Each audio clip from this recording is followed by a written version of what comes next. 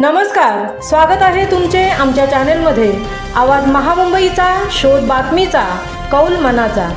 चला तर मग आमचे चॅनेल शेअर करा, लाईक करा आणि सबस्क्राईब करा। धन्यवाद। अंत्यविधीसाठी जाणाऱ्या गावकऱ्यांची वाट बिकट। अफकॉन कंपनी विरोधात गावकऱ्यांमध्ये उसळली संतापाची लाट। चांजे ग्रुप ग्रामपंचायत हद्दीतील स्मशानभूमीकडे जाणारा रस्ता अफकॉन कंपनीने उखडून टाकल्याने अंत्यविधीसाठी जाणाऱ्या गावकऱ्यांना उखडलेल्या चिखलमय रस्त्यातून वाट काढत मृतदेहावर अंत्यसंस्कार करण्याची वेळ भर पावसात आली आहे। त्यामुळे अफकॉन कंपनी विरोधात नातेवाईक मंडळी गावकऱ्यांमध्ये संतापाची लाट उसळली आहे। मिळालेल्या माहितीनुसार चांजे ग्रुप ग्रामपंचायत हद्दीत अफकॉन कंपनीच्या माध्यमातून रेवसकरंजा सागरी उड्डाण पुलाचे काम मागील काही दिवसांपासून सुरू आहे।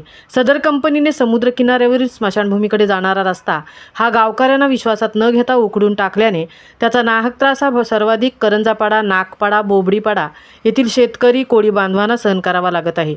जगदीश लक्ष्मण म्हात्रे या रहिवाशाचा मृत्यू रविवार दिनांक 3 रोजी झाल्याने त्यांच्या देहावर अंत्यसंस्कार करण्याची वेळ ही त्यांची नातेवाईक गावकरी मंडळीवर उकडलेल्या चिखलमय रस्त्यातून वाट काढत आली आहे। भर पावसात जगदीश लक्ष्मण म्हात्रे यांचे प्रेत अंत्यविधीसाठी घेऊन जाताना त्यांच्या नातेवाईक गावकरी मंडळींना संघर्ष करावा लागला। त्यामुळे अफकॉन कंपनी विरोधात गावकऱ्यांमध्ये संतापाची लाट उसळली आहे। अफकॉन कंपनीचे अधिकारी वर्ग गावकरी, शेतकरी, कोळी बांधवांना विश्वासात घेऊन कोणत्याही प्रकारची कामं करत नाहीत। त्यांनी हम करे सो कायदा या कायद्याच्या कक्षेत राहून या परिसरातील गावकऱ्यांना वेठीस धरण्याचा प्रयत्न केला आहे। त्यात स्मशानभूमीकडे जाणारा रस्ता उखडून टाकल्याने अंत्यविधीसाठी जाणाऱ्या गावकऱ्यांना मोठ्या प्रमाणात संघर्ष करावा लागत आहे। ही माणुसकीला काळीमा फासणारी घटना घडत आहे। हे अफकॉन कंपनीने थांबवणे गरजेचे आहे, नाहीतर जनतेत उद्रेक होण्यास वेळ लागणार नाही।